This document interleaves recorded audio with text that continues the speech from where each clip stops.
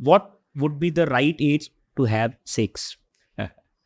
अभी ऐसा है, जब आप अपने सेक्सुअल रिलेशनशिप की रिस्पॉन्सिबिलिटी ले सकते हो, उससे जो जो हो सकता है उसकी रिस्पॉन्सिबिलिटी आप ले सकते हो, ऐसी अगर आपकी उम्र हो गई हो तभी आपको सेक्स करना चाहिए।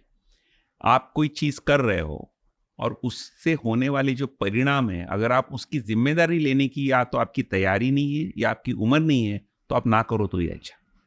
अब क्या हो सकता है, या तो आप जब सेक्सुअल संबंध रखते हो तो हो सकता है वो लड़की प्रेग्नेंट हो जाए, क्या आप उस प्रेगनेंसी की रिस्पॉन्सिबिलिटी ले सकते हो? क्या वो लड़की अगर बच्चा पैदा कर ले तो आज क्या आप उसकी रिस्पॉन्सिबिलिटी लेने जैसी आपके जीवन में अवस्था है? अगर नहीं है तो आप ना करो तो अच्छा है।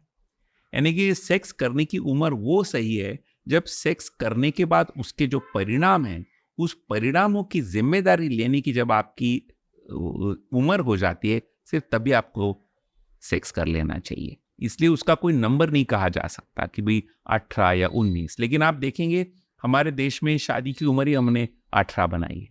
तो क्यों बनाई है? कुछ सोच समझ के ही तो बनाई होगी। यानी कि 18 के बाद आप शादी कर सकते हो, यानी कि 18 के बाद आप इतने बड़े हो गए हो कि आप शारीरिक संबंध कर सकते हो, और उससे अगर बच्चा पैदा हो जाता है, प्रेगनेंसी हो जाए, तो आप उसकी जिम्मेदारी ले सकते हो।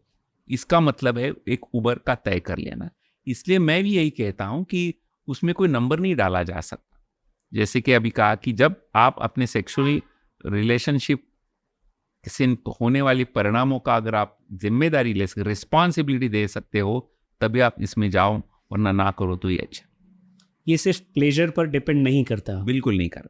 प्लेजर के बाद रिस्पॉन्सिबिलिटी एक बहुत बड़ा हिस्सा है बिल्कुल। इस एलिजिबिलिटी के बारे में। और आप इसमें देखिए ना, जैसे आपने शारीरिक संबंध किसी अनजान लड़की के साथ किए, कैजुअल सेक्स जिसको कहते हैं, आपको उस लड़की का पिछला इतिहास कुछ भी पता नहीं है। अगर उस लड़की को किसी HIV एड्स की तरह की बीमारी की लागत हो गई है, समझो, आपको हो जाएगी।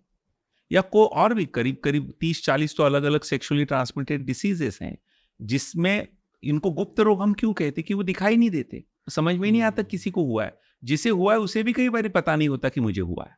यानी कि आप जब संबंध कर रहे हो किसी को, उस संबंध से आपको ये बीमारी, तो इसकी जिम्मेदारी किसकी? और उसमें से कई बीमारियां तो जानलेवा भी हो सकती है, कई बीमारियां तो कभी जिंदगी भर ठीक नहीं होगी और आप सफर हो सकते हो।